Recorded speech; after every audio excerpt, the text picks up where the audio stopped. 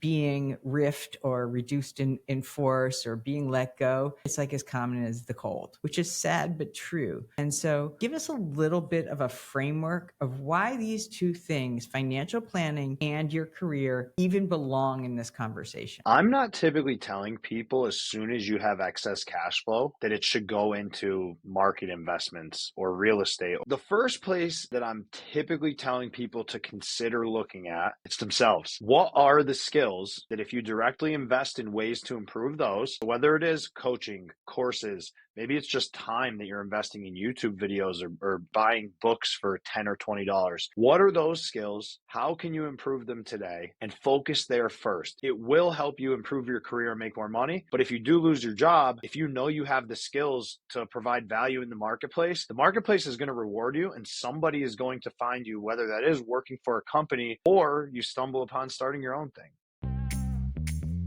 The idea of job security is outdated as a landline.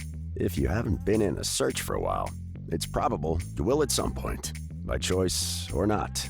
Most executives admit to staying way too long or sense what's coming and justify staying anyway. Here, there's another reason. The faulty belief that navigating to what's next will inevitably be worse and has to suck. Screw that. Lauren Greif has spent a lifetime in corporate and executive search, calling bullshit on stale career advice that most still use. This is Career Blast in a Half, the career podcast for executives ready to cut past outdated career advice to fuel your outcomes now. So let's go. All right. So today we're talking about something that is not exactly core to your job search, but core to your life and your career. We have Mando Sallavanti here. I'm going to intro him in a minute, but today's podcast is all about career capital and investing in yourself to pay yourself back the highest dividends. And so just as a background, I mean, Mando didn't start off like born out of the womb as a CPA or an amazing financial planner. This guy was like a linebacker. So I don't even know like how those two things connected. All I can think about is excellent discipline and probably great strategy. So that's what he did when he was at King's College. But you probably know him best for his incredible presence and content on LinkedIn, which if you haven't gone there, you'll have the link below in the show notes. But trust me when I tell you, this isn't financial planning like, wah, wah, wah, wah, wah. This is like the real kind. I mean, just recently he talked about what was happening with his fiance who lost her engagement ring, and we were all like, oh, gasp. So he really brings financial planning to life, and I could not be happier to have you here because you are the expert on financial planning and what we can do for career capital. So thank you, Mando Sallavanti. Like I said, I just want to say that all day long. Lauren, thanks for having me. Super excited to be here and really looking forward to this conversation. So as I've shared with you earlier, like the thing that grinds my gears is how often I hear people without a financial plan when it comes to what could happen, what is in many ways going to happen because being riffed or reduced in force or being let go, it's like as common as the cold, right? It's just like happens everywhere. It's kind of like the new rite of passage, which is sad but true. And so what I would love for you to do to kickstart us off is give us a little bit of a framework of why these two things, financial planning and your career, even belong in this conversation. Where I take a different stance than many of my peers in the financial advice industry, I'm not typically telling people as soon as you have excess cash flow that it should go into market investments or real estate or any asset that is like invest here, grow your wealth. I'm not saying put the money there first. The first place that I'm typically telling people to consider looking at is in the mirror. It's themselves. What are the skills that if you directly invest in ways to improve those, so whether it is coaching, courses, maybe it's just time that you're investing in YouTube videos or buying books for $10 or $20. What are those skills? How can you improve them today? And focus there first. Use investments in those. Now, before then, you need to have a sound financial foundation in most cases. You want to have some cash as a backup if there's an emergency like losing a job. You don't want to have credit card debt racked up because that could really hold you back for a long time. But what I love about investing in skills, to wrap this up, it's not only an offensive strategy, but it's a defensive strategy, like you said. It will help you improve your career and make more money. But if you do lose your job, if you know you have the skills to provide value in the marketplace is going to reward you, and somebody is going to find you, whether that is working for a company or you stumble upon starting your own thing. Yeah, thank you for that. And now I'm going to make your brain work like an Excel sheet. So help me understand and help us understand, when you say investing, what percentage, what should I be thinking about? How should I do this in a way that has some structure, some discipline, and isn't like eating away at my mortgage or anything like that? So let's use an analogy. Think about Go ahead. advertising. So if we look at advertising, if I said, Lauren, every dollar you put into an advertisement returns you $10, you're probably going to continue to put money into that ad, right? So Mm-hmm. look at investing in yourself and look at skills. If you're putting dollars into that and you're getting more dollars back at a simplest level, why would you stop investing in it? I've heard rules of thumb. We just talked about a rule of thumb earlier where people have said, hey, 5%, or some say 10%. I've seen all different types of numbers. And I think rules of thumb are good. They mean well. There's a good intention behind them. But I think the best rule of thumb is, are you getting more value than the dollars or the time that you're putting into something? And if the answer is yes, I would not stop. Mm. So I'm going to take you to an analogy, right? So being a football player and probably having a pretty consistent workout regimen, right? I go to the gym today and I'm like, I'm not getting that many results. I'm not seeing the payoff. So how do you get through this kind of, or outside of a short-term strategy? Like, why would I buy that book today? Why would I take that course now? Why would I, go and invest in a coach? That seems like a lot of money. How do you get over that roadblock or hurdle so that you can see that the return is coming? I think it takes a little what's the word? You have to be a little bit naive in the beginning, I think, honestly. And I'll share a story from my first year in my career to kind of exhibit that point. So I'm in my first year. I had a mentor. I start making some money. And now at this point, I say, all right, my mentors helped me. And I think, maybe I should go hire a coach too, because I don't know. I hear from a lot of successful people that they have a coach. Back then, I get introduced to he's still my coach now. We work together off and on. But back then, I get introduced to my coach, Simon. And with Simon, we start working together. I pay him.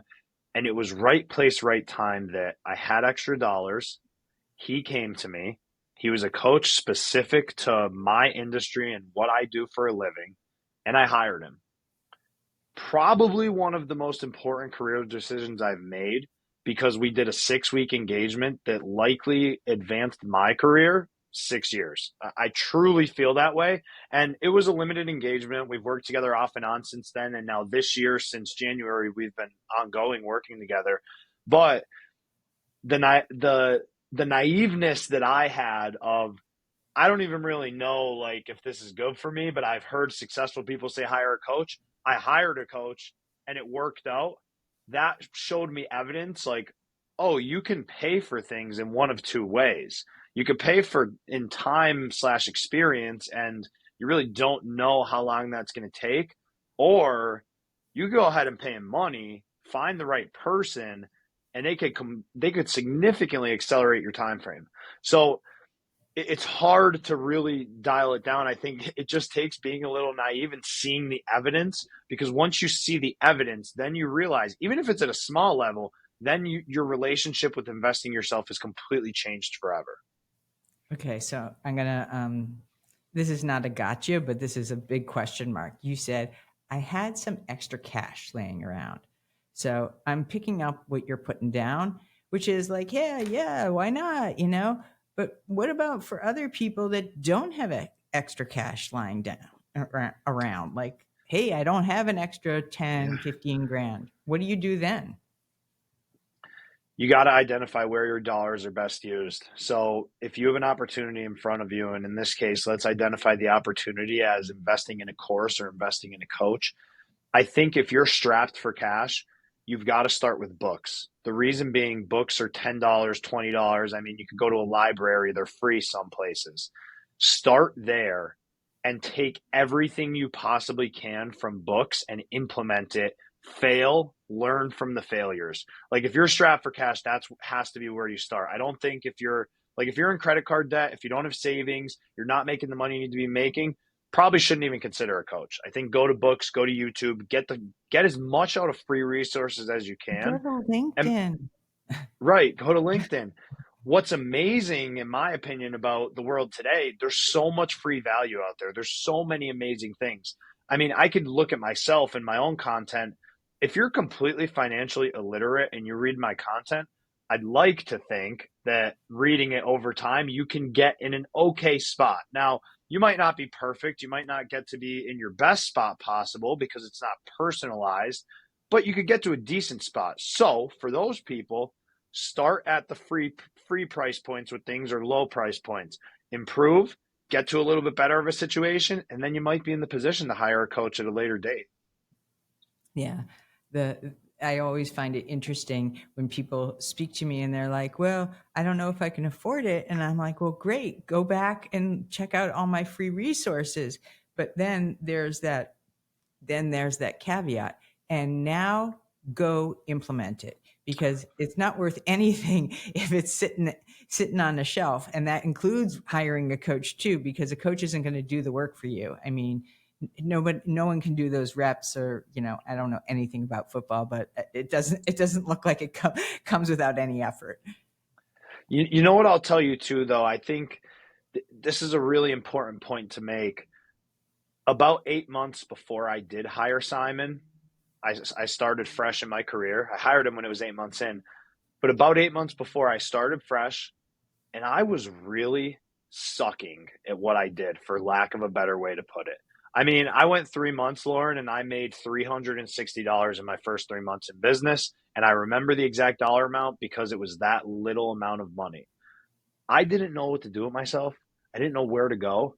I started reading books. That's what I did. I started reading books. Went to my mentor. I asked him for help. I asked people he knew for help. I was just exhausting all the free resources I possibly can. And I don't think there's really any free resources. I was just paying in time instead of money, which is the trade I had to make at the time because I had no money. And then it translated to having the money. So even off of my advice I just gave, I'm the living example of exactly that. Well, what's funny about this too is I broke your rule. So I had no money when I started my business, and my I hired a coach straight away. It was 10 grand. And my goal for year one was to replace my corporate compensation, which was about like 182 or something like that. So I was 100% betting on myself because I was like, ooh, this is bad. I'm a single mom. I am scared out of my tree. So I go hire this coach, and I literally told myself, you will pay that back to yourself in 30 days.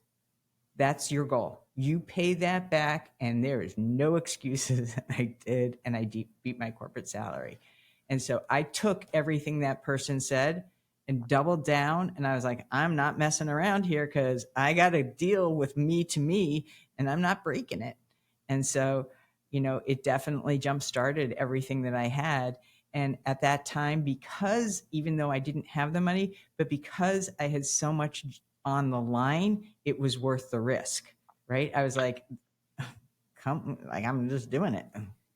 There's an amazing book I read when I was in college, and it wasn't like from my college, but I read this book. But there's an amazing book. It's called The Power of Broke, and it's by Damon John, the entrepreneur. He's on Shark Yeah. Tank. He has all those businesses.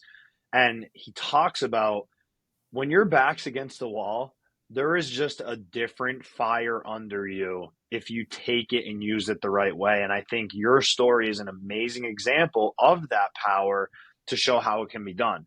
Now, me in financial planner land, I wouldn't recommend someone to do that because we want to minimize risk, maximize the reward, but I still love it and it's awesome. Thank you. I noticed that you also have a Benjamin Hardy book behind you, and it brought me back to one of his earlier books called Who Not How, which is hire the right person. And he uses all kinds of examples like Phil Jones with Michael Jordan. Michael Jordan was arguably one of the greatest basketball players of all time, but Phil Jackson is the who that took him to win all those like 1,000,005 whatever NBA champions. As you can tell, I don't know that much about sports. So forgive me, I'm a career strategist, not necessarily like a professional coaching person. So we got the analogy though. We're good. Go ahead. it works. It works. So give us, please, the 3 kind of like most important financial planning essentials that if I know nothing about this and here I am like executive, and then I find out maybe, tomorrow, or even I'm thinking, oh my goodness, end of the year is coming and I don't know what's going to happen because our revenues are going down, or some other precursor that says I could be at risk. What should I start doing? If you're in a job where you don't feel there's a lot of security, your first financial goal in general should probably be having 6 months of cash in a savings account in your quote unquote emergency fund. That's also assuming that you don't have any high interest debt. I think you always want to get rid of that first. But on top of that, if let's assume you check that box, you want to have 6 months of your expenses in cash so that if you do lose your job, now we have 6 months to figure things out. Like we can file unemployment, get a little bit of income from that. We're probably not going to live off of it, but we have this buffer behind us. So you've got to go there first. And then I think it's reaching out to your network, utilizing the relationships you've built prior to ever getting laid off. Though, use places like LinkedIn, build relationships with people, build your network when you don't need it, so it And is that there when costs you you do. nothing on LinkedIn. It costs you nothing. I mean, time, but I mean, talk about ROI. I don't even want to go there. Right. But I think that's the thing. Like, build your network when you don't need it, so it's there when you do. And it's not building relationships to get something, but the reality is, like, everybody's been face down in the dirt one time or another in their life, and people relate to that. And in general, if you ask others for help, they want to help you. Most people are good people. So 6 months of reserve, build your network, use your free tools, and what else is going to help also, because I think that this is also very real. Many executives, when they get out, that knee-jerk reaction is, I gotta find a job, I gotta replace that salary. And then sadly, many of them are like either desperate and then they're on the market for a long period of time because maybe some of those traditional routes aren't working. So what can you do when you are in that place and feeling like you can't really save? And how do you prepare even financially just to be able to balance the need to get that job without putting yourself backwards and just taking something because it's not necessarily a good investment, but it might take the sting out? So the job market the past couple of years has been really tough, and I've experienced this with a few of our clients firsthand, unfortunately. So you go from you're a high earner, you're successful, and all of a sudden your company lays you off and you're at zero. We've had people that identify what they're really good at. So back to skills, like we were talking to before, they identify, hey, I'm really good at this. There's companies out there that need this, or there's businesses out there that need this. Why don't I open up shop, do some fractional work, and all of a sudden you pick up one, you pick up two, you pick up three businesses. They become a business in and of themselves at that moment, which is great for a few reasons. Number one, now your earning capacity is directly tied to your output and directly tied to the way you develop your skills. Number two, and this is a little known thing that I don't think is talked about enough, quite frankly. The tax code in America is designed to own a business. It's designed to benefit the people that own a business. When you own a Mm. business or operate under a corporation or whatever way you want to phrase that, you have significantly more opportunities to take advantage of tax planning strategies through the way you earn income. So now you pick up this other ancillary benefit, which that shouldn't be the reason you open a business. It should be for the Right. first reason of like you're good at something and you have the skills, but it is a nice after the fact thing that you get the benefit of. Yeah, for sure. So, if entrepreneurship or even doing fractional work, I have a lot of executives that really enjoy that bridge, and sometimes it is just to have a more quote unquote traditional stable job that pays benefits because there's other challenges with that. But at the same time, this is very permissible, and it also keeps your mind sharp, and there's a value to that too, right? Nothing worse than like just kind of going through the motions of a job search. Sometimes it could feel very daunting. Aside from credit card debt, right? That's a that's not a big one for me. I'm like one of those people. I gotta like pay it off. I can't stand that. But what other bad habits or areas that really need to be nipped in the bud that somebody who is in one of those positions who hasn't necessarily thought about this from a career standpoint needs to clean up? One, I did hear you say, of course, credit card debt and having that 6 months. What else am I missing? This is a big one. And again, I don't think it's talked about a lot. When you earn an income and you're employed by a corporation, you have risk inherently tied to the success of that corporation. So if that business does better, you are probably going to be in a better position. If they do worse, you could be in a worse position. Even worse, you could get laid off, like we just mentioned. A lot of big corporations will grant you stock as a part of your compensation, or they will give you opportunities to purchase the stock at a discount as a benefit of being an employee. I see very often, Lauren, that people will be overexposed to how much stock in their company that they're holding compared to their whole net worth or their whole portfolio, but they're overexposed just from that lens. Now you add into the fact that their entire paycheck is tied to that company, they're really overexposed.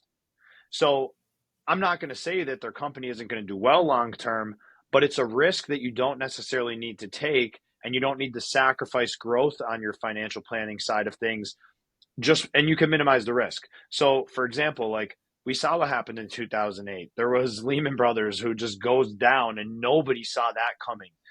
There was Enron, the horrible things that happened with them in the past. I mean, I could go on and on and on about companies right now, but the point is that you don't want to have too much of your risk tied to the company that you're working for. Mm, right. So, dear colleague of ours, Carrie Lynn Shaw, talks about severance packages, and what you're also talking about is look at the configuration, and this could also go for somebody who is about to negotiate, right? Like it sounds all fine and well when they're giving you all these stock options, and folks obviously at Amazon where there's a known RSU, program, and also, people stay and white knuckle it out till they're fully vetted. I think it's the 4 year mark, right? And so these are all great carrots, and they may pay out. But also, I think what you're also saying is, you know, have some stable reliance on what it is that is liquid versus what it is that is at great risk. Am I So, missing so something? no, you're spot on. And I think to kind of distill it into one simple lesson here, the lesson is this. If you're granted RSUs, restricted stock units from a company, ask yourself, if I got that dollar amount in cash today, would I put all of it into that stock? If the answer is Mm, no, that's where proactive financial planning comes into play, where you'll want to evaluate, should these dollars be reallocated? Should I sell part of this stock? How much should I keep? And I think that that frame is really helpful to think through of, if I got cash today, would I buy that stock completely? That's a clean read, right? Because then you're not wooed by, whether or not it's the promise that may not necessarily come through. I really like that a lot. So every industry has its seasonality. Some say that right now is a very good time for executives to be hired because a lot of the bonuses are paid out. Some people say, hey, wait until January because then the new budgets come in. I'm curious from your standpoint, when people are either awarded bonuses or need to be made whole in their job offers, right? What should they do with extra cash? What should they do with a bonus? Should they go on vacation? Should they, is there a quote unquote responsible thing to do with a big windfall? The short answer is it depends, but I'll give you the frame that I think through when I'm dealing with this with the client.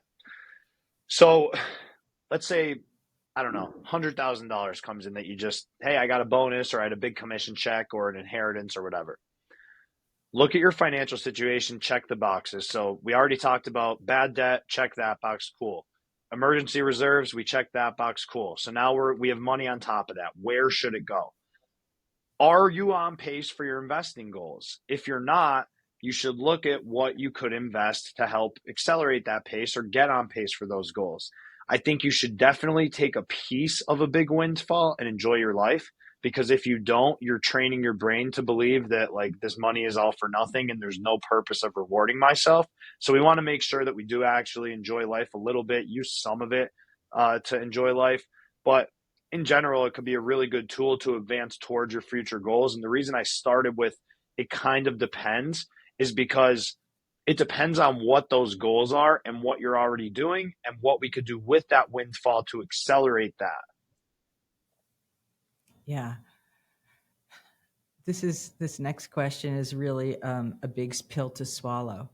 A lot of folks are not able to retire because there's not enough in their nest egg, and a lot of folks are like, I don't want to retire, right? So, and I'm one of them. Like I don't, I'm gonna have enough to retire at some point. It's just not something that I choose to do. So for those folks who are in a bind where they must continue working in order for them to be able to maintain their lifestyle, is there something that they could do so if they choose to retire, they can get there faster? Is there something that is advisable for them to be able to do? Because even if they buy themselves a couple years, or is there a way to accelerate that should they desire? A big problem I see people make with their financial planning and their strategy, they take an all or nothing approach. They're like, oh, well, I can't put away enough that I'm going to be able to retire, so I do nothing. It's just flawed because it's not all or nothing. It's on a continuum rather than a black or white type of deal. We're on a continuum. So on that continuum, start now with what you can put away. I'll tell you a story. I just brought a client on probably two months ago. He started with us and he's 54 years old. He's done nothing for retirement at this point. Now, he's successful. He's doing good. But I said to him, I'm like, look, we're not going to have the perfect plan from day one. You've done nothing to this point, and that's not necessarily to talk down or anything, but I realize I'm not going to change your 40 years of behavior or 30 years of behavior in 1 month of 3 or 4 meetings. It's not going to happen. So if you're not on pace and you want to get on pace, I would say take whatever action you can, start developing the habits, and you can improve over time, and you're going to get closer than you otherwise would have. Now, I'm not saying that means it's going to guarantee you retire, but you're going to have yourself in the right direction. And when you're going in the right direction, good things will happen. Simple. Just start now, right? No use of like regretting the past, right? Just deal with it now and choose differently going forward. I think is really a beautiful thing. And that doesn't just apply to financial services, right? It could be anything. It could be working out. It could be learning. It could be any of those things, start today. Yeah. So as we're about to wrap up, I have something that isn't necessarily a career thing, but I do think it would be so beneficial to talk about the hidden rewards and ways that you could save through credit cards. Because you put this post up about travel, and I was like, okay, which one should I get? Right. And so I don't want to hoard it Yeah. all for myself. I want everyone else to understand that the rewards that you can get turn into, I think you went to Disneyland or something like that. I was like, oh, that sounds like fun. So which one, and I know you're not being paid or anything like that. This is not an endorsement, but this is also, you've tested this ground, right? You've actually like examined the ones where you're going to have some extra perks that can really, really like help you enjoy life even more. So with credit cards, they're a double-edged sword. I mean, it's as double-edged sword as it can be in financial services, the financial world. If you're not paying off your credit cards every month, you will significantly hurt yourself. So the big asterisk here is if you use credit cards, they must be set to auto pay, and they must be set to your statement balance. And I would even encourage people, if you've never used credit cards and you are now, get in the habit of literally logging on your app the day after you spend on it every time, pay it off, because you need to understand that just because money was spent on a credit card and now you still see it in your bank doesn't mean you still have that money to spend. It's on the credit card. It's got to be paid off. So let me just get that out of the way. But on the benefit side, on the fun side of things, what card do you use? These companies, and this is like really the core of how I take advantage of them for financial benefit. Different companies will have different promotions as welcome offers on these cards throughout the year. So they might say like, hey, spend $3,000 in your first 2 months and we'll give you $500 in rewards points, or spend $8,000 in 6 months and we'll give you however much in rewards points. So you need to recognize what your spending habits are. And like a lot of things in financial services with credit cards, it does vary from person to person what's going to be like the best card. Like there's not like a, hey, this is the best card people should use. It does vary based on your situation. But I would look at what are the current promotions. There'll usually be some juiced up promotions depending on the time of year. And you can kind of say, like, if you're a business owner, and this is where I really make out on them. I have business expenses that get paid through a credit card, whether I'm they're just no matter what. Like they're not choices. They're things I have to pay for, like administrative help, softwares, all things like that. So instead of paying out of my checking account, I'll open credit cards throughout the year and put them on that, and then I get rewards, and now I have these rewards condensed in a 3-month time frame or whatever, and they might be $700, they might be $1,000, and from my business spending throughout the year, along with other perks that come with these cards, in 2024 there's about $10,000 in value that I've been able to get back. Now off of that, and this is kind of the last point to wrap it up and tie this thing up. You need to look at these cards that have a good welcome bonus, but you need to ensure that they have ongoing value, because many credit cards have annual fees. So if you're going to be paying an annual fee, you need to look at, is there annual value that warrants the fee that I could at least break even, if not make money in year 2 and year 3 and year 4. On top of that, you need to be spending on credit cards typically once every 2 years, or else the companies will automatically close your line of credit. You don't want a company to close your line of credit, because when that happens, that hurts your credit score. So if you're doing this and you continuously do it, kind of like I am, it can become a lot to manage. I personally like it. It's like a game to me. So I enjoy it. Right, I keep a spreadsheet with like the cards I have and like what I'm getting in value, and like it's a game to me. So I enjoy it. But right. if I'm that's married to that guy. Yeah. like if that's something that would be a pain for you to do, and you don't want to add that hassle, you should absolutely not do it, because you'll end up hurting yourself more than helping. Ooh, I needed to hear that for sure. So if you are good at being able to track all these bells and whistles and bonuses and, out clauses and things like that, yeah, then yeah, have at it, right?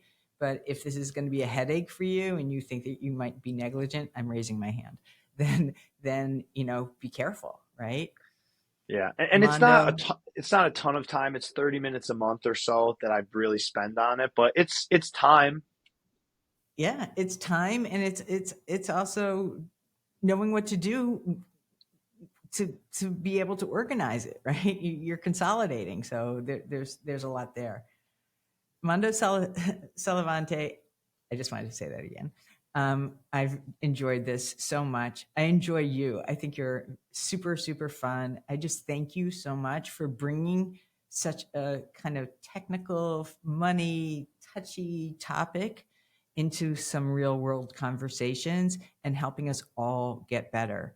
So down below, you'll see there's a link to his newsletter and a link, of course, to his LinkedIn. So definitely go and add yourself to the 700 comments that he gets like daily. And but I will say, you're one of the few guys who actually replies to comments with that kind of engagement. So thank you for that.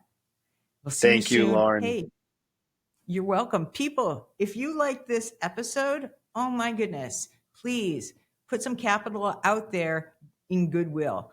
Please go ahead and subscribe to this episode, subscribe to our podcast, help us grow. This is a labor of love, and I'm never going to stop doing it, but it is also growing because of you. So thank you, and please help us to continue. All right, with that, I'll see you next week. Thank you for joining today. We appreciate your listening ears. Big time. We ask this: use these tools, not tomorrow, right now, and share them by spreading the love, leaving us a rating and subscribe so you don't miss the next career blast in a half. Most of all, thank you for you.